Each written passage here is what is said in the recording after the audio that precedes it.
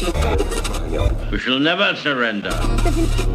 One small step for man. I have a dream. Ask not what your country can do for you.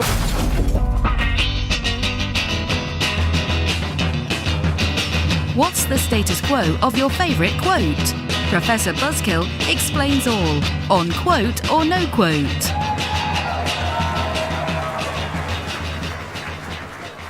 Sometimes, Buzzkillers, the stars just seem to align. There's a meteor shower and a rainbow on the same day, and a whole bunch of writers, pundits, journalists, and aphorists come up with roughly the same idea at roughly the same time.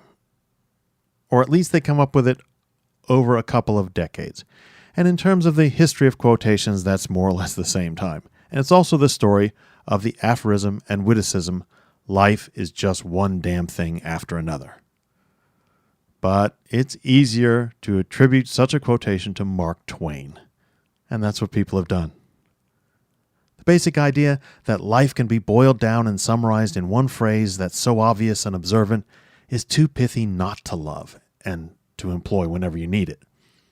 Such things, if they're not Shakespearean in language or tone, are almost always attributed to Mark Twain. The famous American writer is often credited with similar quotes, including, "There are three kinds of lies: lies, damn lies, and statistics. The coldest winter I ever spent was a summer in San Francisco." And "Golf is a good walk spoiled." If it's short, humorous, and has an implied observation about life, it's a Twainism. Sometimes it's a Churchillism, but let's not muddy the waters. But did good old Mark Twain ever say it?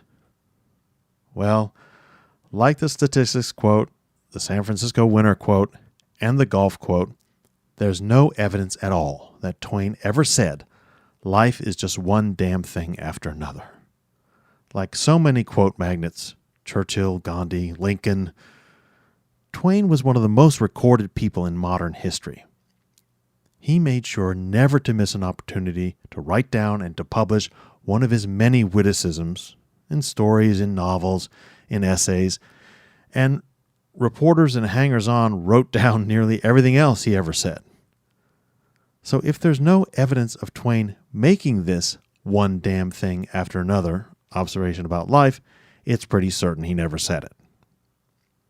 But as I said in the beginning, all the quote stars seem to align in 1909.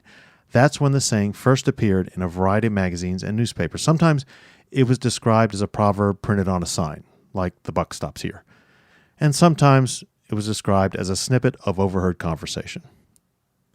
In addition to Twain, it's been credited to Charles Dickens, Lillian Bell, H.L. Mencken, and Elbert Hubbard, all without any evidence to prove it. So the most accurate attribution is to anonymous. One thing's for certain, Buzzkillers. Facebook quote pages, Twitter memorable quote accounts, and the emails from your nutty uncle are just full of one misquote after another. Talk to you next week.